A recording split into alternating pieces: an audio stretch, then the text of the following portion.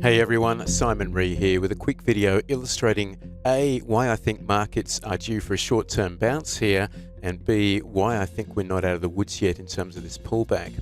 Okay, so reason number one why I think markets could bounce any day now is that the S&P 500 has found a level of support. This green line here is the 50-day simple moving average, and it's holding that. It's, not to the tick, but it's actually doing a pretty good job of holding the 50-day moving average, which is the green line you see on the chart. Now, the 50-day moving average is the line in the sand between a medium-term uptrend and a medium-term downtrend. And if we zoom out, you can see that this 50-day moving average has done a pretty good job of holding the uptrend. All right, every time it's kind of come down to this level, it has found support and bounced, with the exception of this little period in here. But if it can continue to hold the 50 here, there's a good chance that we do get a bounce. Maybe a tradable bounce, maybe not. Another factor that lends weight to the idea that we could find support here is we're at a 50% Fibonacci retracement level.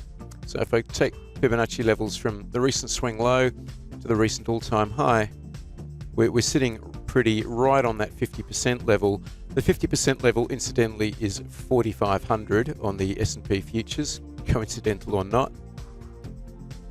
But that also strikes me as a pretty good area where this market could find at least some short-term support.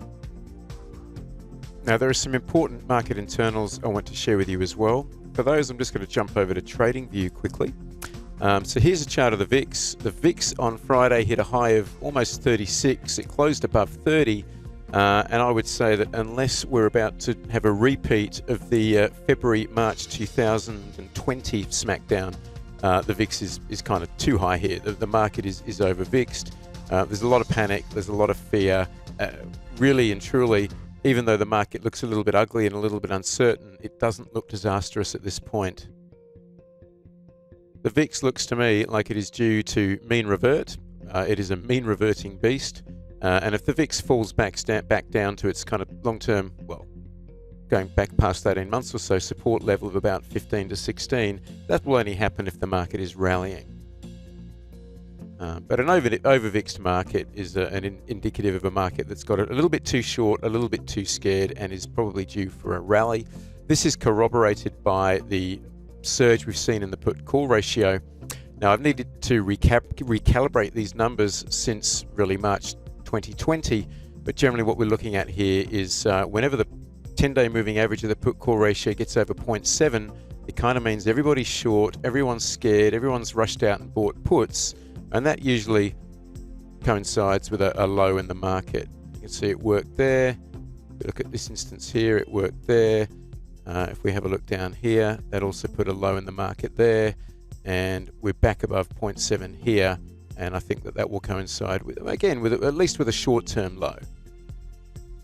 And indeed, the reading that we saw on Friday was certainly very, very high. We've only had one higher reading over the past year or so. That is indicative of panic. That's indicative of people rushing out and buying puts.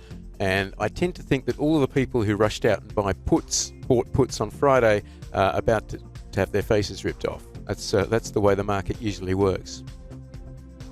Something else I'll share with you is the CNN Fear and Greed Index. We're now in extreme fear. Now, this is just a free tool on a website. It's not a precise timing tool by any stretch, but history would show that when we get to extreme fear, that's not the time to be loading up on puts. In fact, it's the time to be thinking about looking at things the other way and taking advantage of that fear and maybe increasing a long exposure to the market. Now, here's a chart of the S&P futures again, this time with I've added a couple of anchored VWAP lines. What these tell us is basically whether the market on average is in or out of the money as of a certain date. So the lower line here is as of the 1st of April, so first day of the second quarter, and you can see that this level was defended here, and it was also defended at the low that we saw in October. This level is as of the 1st of July, so the start of the third quarter. It was defended here. It got broken here during the September-October sell down, which is when we came back and found the lower anchored VWAP level.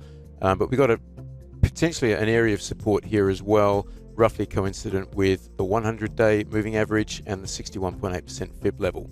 So even if markets don't find a bottom right here at around 4,500, we've got a pretty strong region of support just below price here as well.